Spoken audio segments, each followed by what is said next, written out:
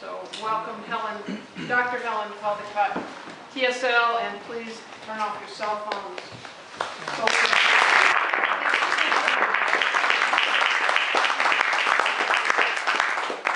Could I have full house lights, please, so I can see the people?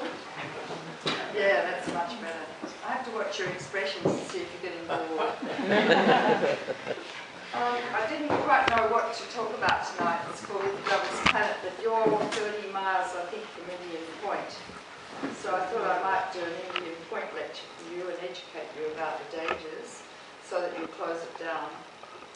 And of course we're going to talk about Fukushima and Chernobyl, because these are the issues in the news at the moment. Well, they're not in your news. There seems to be a media censorship. And I did hear from someone quite senior who's in touch with the White House that the word went out from the White House to the State Department and other departments that post-Fukushima they're not to talk about it. You know that Obama is pro-nuclear power. I thought I'd start tonight as a physician telling you the dangers of radiation. I also want to talk about the incidence of cancer, how it's rising in the population, particularly here, I think. One of the reasons cancer is rising is that in the 50s and 60s, America, or the weapons makers, tested weapons in the atmosphere in Nevada, and your country was absolutely dust in radioactive fallout. They knew what they were doing and they didn't care. They knew that radiation causes cancer, and it's interesting that John Wayne made his last film in Nevada near the test site, and his whole crew and all of his film stars and he himself died of cancer. Wow. We know that radiation causes cancer. The National Academy of Sciences put out a report a couple of years ago saying no dose of radiation is safe. Also, radiation is synergistic with chemicals that we live with every day, all these crazy chemicals that are put into our, washing our hands in the bathroom and the stuff we use in the kitchen, and drinking water out of plastic bottles. Don't drink water out of plastic bottles, ever again. And what you need to know is the National Academy of Science produced a report to say there is no safe dose of radiation. Despite what the NRC says and despite what your government says, there is no safe dose. What's happening in Fukushima now, and over Japan, where half of Japan is now contaminated, they're raising the levels of radiation to which people can be exposed. In other words, if the water doesn't fall, you raise the bridge. And you raise the dose, which is really wicked behaviour. And that's the sort of thing that will happen more and more with these nuclear power plants here. Never walk through those blasted X-ray machines that they've got in airports now. How dare they irradiate the public? Fetuses are thousands of times more radiosensitive than adults. One X-ray to the pregnant abdomen doubles the incidence of leukemia in the child. Children are 10 to 20 times more radiosensitive than adults. Old people are very sensitive. And yet the nuclear industry uses a standard 70-kilogram man to be exposed to radiation and derives all their standards from that, which is absolutely ridiculous. But cancer is a long latent period, and that's the ace up the sleeve of the nuclear industry, because it takes a long time to get cancer. And when you get it, it doesn't wear a sign saying the lump in your breast was made by some radioactive material you ate in a Hershey's chocolate bar 20 years ago. Why? Because there was a meltdown 13 miles from Hershey's chocolates, and much of that area is radioactive. So don't have CAT scans unless you really need them, because they give you a hell of a dose. The New York Times has been having a series on people who've been over-irradiated by the medical profession. Look it up. Radioactive iodine, you all know about that, don't you? Where does it go in the body? Thyroid, yeah. And do you all have potassium iodide tablets in your medicine cabinets? Hands up those who do. So why don't you? Do you know what happens if there's a meltdown at Indian Point and you happen to know it's happening, because usually you don't know till the cloud's passed over you and you inhale the iodine? You take potassium iodide tablet, which blocks the uptake of radioactive iodine in your thyroid because it becomes supersaturated with normal iodine.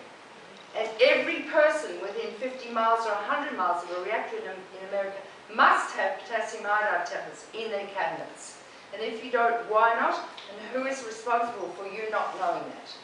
And if it was me, I would get hopping mad, really angry, and charge into the NRC, Nuclear Regulatory Commission, or Governor Cuomo's office, and demand. I mean, I think Americans are so, I don't know, sort of laid back, passive, and nice, and have a drink, or have an antidepressant, or have a nice day, or thanks for calling AT&T, or all of this stuff. And everyone conforms, that they don't get really mad. And it's time that you did. It's time that you realise that they are spending $1 trillion of your money on death. The Pentagon is not the Department of Defence, it's the Department of War, and they kill people. Revolutionary, and I think it's giving me a sense of optimism for the first time in decades.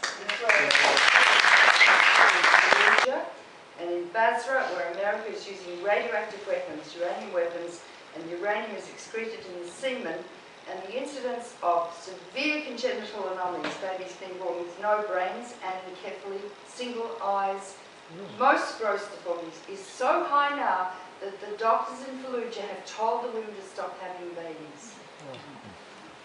The incidence of childhood cancer has gone up 12 times. And because of the sanctions, the doctors can't treat the patients. The half-life of uranium-238, which you are using in your weapons, is 4.5 billion years. So you are contaminating the cradle of civilization where arithmetic began between the Tigris and the Euphrates River for the rest of time. We are participating, it may be Australian uranium. We are in the coalition of the willing. How stupid are we? Nuclear accidents never end, you see? And they know no borders or boundaries, because the stuff goes all over the northern hemisphere. There's nothing we can do about it. And when Fukushima happened, you can't believe how many people wrote to me. I was overwhelmed. What do I do? What do I feed my baby? Where do I take? Nothing you can do can get radioactive elements out of your body that can cause cancer. And that's what people have to understand. Einstein said nuclear power's a hell of a way to boil water. That happened, and there were 3 meltdowns in 1, 2, and 3 in the first 24 to 48 hours, and the Japanese government didn't tell the people for 3 months. 3 months! How dare they lie to the people? And they knew where the radiation was going, so they could have told the people so they could escape. People are living in zones now that are so radioactive that in Chernobyl they were evacuated. And the Japanese people are being lied to all the time, and the children are going to kindergartens in areas where it's so radioactive that the children were evacuated in Chernobyl. Okay? Although the fish are getting very radioactive and the currents in the Pacific go all over the place. The EPA is not testing your fish in the Pacific Ocean, in the Northwest, or in California. There's a cover-up in your country. And the fish swim thousands of miles and the currents go from north to south. Now this is a study I commissioned a couple of years ago called Carbon-Free, Nuclear-Free by Arjun Makajani to show that by 2040, by using the sun and the wind and geothermal and conservation, you can be carbon-free, nuclear-free. If only you do it! If only you do it! Am I cross with you? Yes. Why are you letting the Pentagon spend $1 trillion of your money when every single house could be covered with solar panels? And you'd be pumping out windmills like in Detroit where the car companies have all gone bust and it's the Rust Belt. How many people would that employ? Millions of people. What would happen to the GDP? It would go up. You would become the leading country in the world to show the world how to survive, the nuclear age and also global warming. An Indian Point meltdown caused by a small group of people intent on wrecking a disaster could readily be achieved in one of several ways. And the guys that went to the World Trade House had actually targeted the Indian Point reactors. Did you know that? They didn't go into them because they thought they were protected by missiles. If they'd gone into them, that would have been the end of New York City.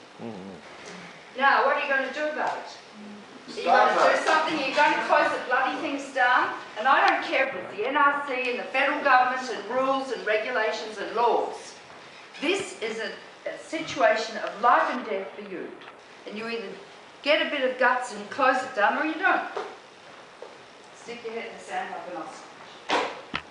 Okay, now you understand. And this group of people could lead the movement and you could shut down Union Point this year or next.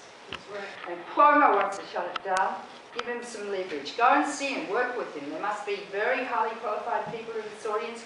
Use your intelligence and your expertise to do it. Now, the Cold War's over, right? Russia and America are friends, right? No. Did you know there are 23,000 hydrogen bombs in the world today?